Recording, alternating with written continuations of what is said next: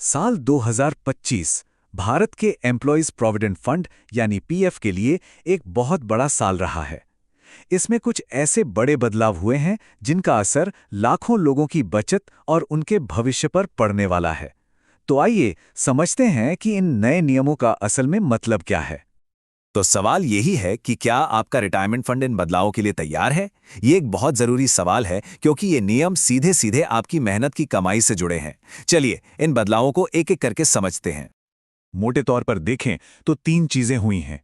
System को digital बनाया गया है, नियम पहले से कहीं ज्यादा आसान हुए हैं, और हाँ, पेंशन को लेकर एक बड़ा झटका भी लगा है। हम इन सभी पहलुओं पर विस्तार से बात करेंगे। तो आज के हमारे इस विश्लेषण में हम क्या क्या देखने वाले हैं। सबसे पहले पैसे निकालने के नए और आसान तरीके, फिर नौकरी बदलने पर पीएफ का क्या होगा, इसके बाद पेंशन पर जो बड़ा अपडेट आया है उसे समझेंगे, और आखिर में वो नए नियम जो अब सब पर लागू होंगे। चलिए सबसे पहले बात करते हैं पैसे निकालने की। एक ऐसा काम जो पहले सच कहूं तो काफी सिरदर्द वाला हुआ करता था, है ना? खैर, अच्छी खबर यह है कि अब वो सब बदल गया है। पहले और अब में जमीन आसमान का फर्क है।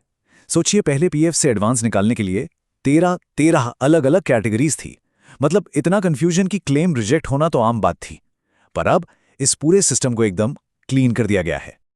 तो अब ये कितना आसान हो गया है। देखिए, बस 3 सीधी साधी कैटेगरीज हैं जो याद रखनी है। पहली है आवश्यक ज़रूरतें, जैसे कोई बीमारी, बच्चों की पढ़ाई या शादी ब्याह।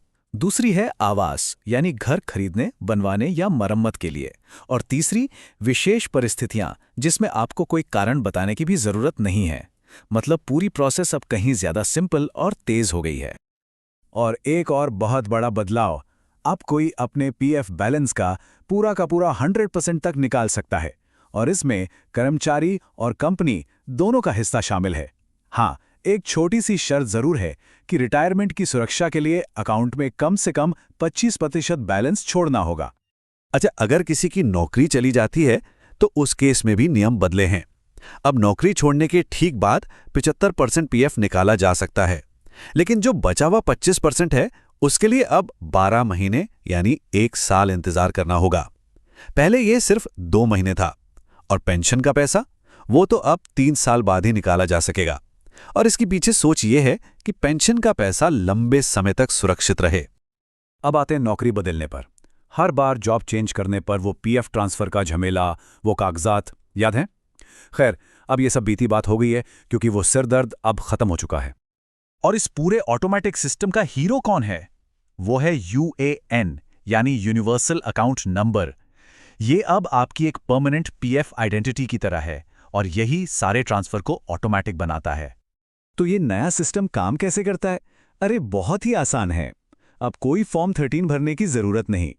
जैसे ही आप नई कंपनी ज्वाइन करते हैं और आपका नया एम्प्लॉयर आपकी ज्वाइनिंग डेट सिस्टम में डालता है, पुराना पीएफ अपने आप नए अकाउंट में ट्रांसफर हो जाता है। किसी की मंजूरी की भी जरूरत नहीं। बस एक चीज का ध्यान रखना जरूरी है, आपका यूएएन एक्टिव हो और केवाईसी और बैंक अकाउंट से लिंक हो। चलिए अब उस टॉपिक पर आते हैं जिसका शायद सबसे ज्यादा इंतजार हो रहा है, पेंशन। पेंशन का क्या हुआ? या एक बहुत बड़ा अपडेट है जो एक तरह से हकीकत से सामना करवाता है। देखिए, काफी लंबे समय से ये मांग चल रही थी कि मिनिमम पेंशन को बढ़ाकर कम से कम 7,500 रुपये महीना किया जाए। लेकिन हकीकत क्या है? हकीकत यह है कि मांग और असलियत में एक बहुत बड़ी खाई है। मिनिमम पेंशन आज भी सिर्फ 1,000 रुपये पर ही अटकी हुई है। और सारी अटकलों पर विराम लगाते हुए सरकार की तरफ से एक साफ बयान आ गया है।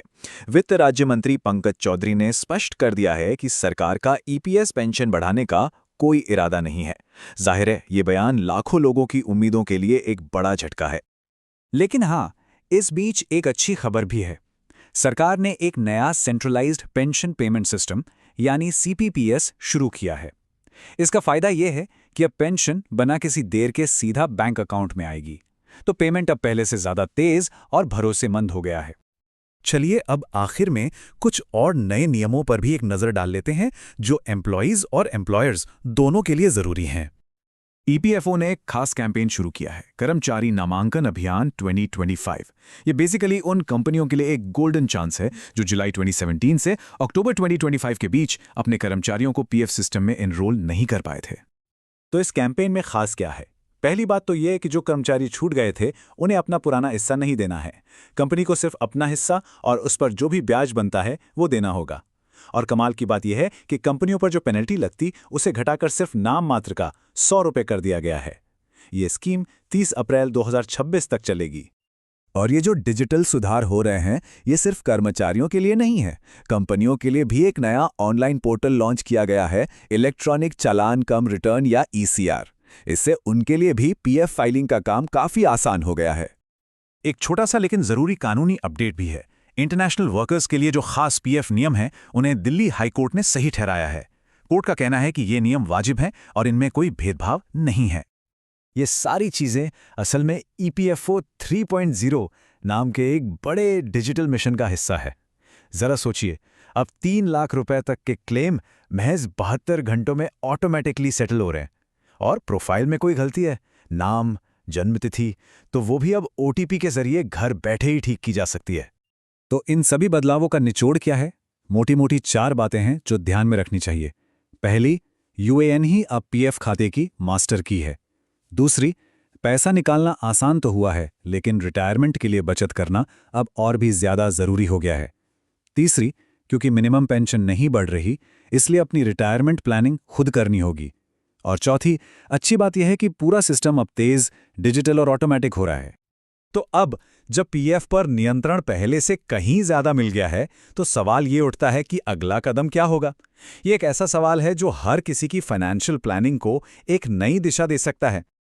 आज के इस विश्लेषण में इतना ही। हमारे साथ जुड़ने के लिए धन्यवाद।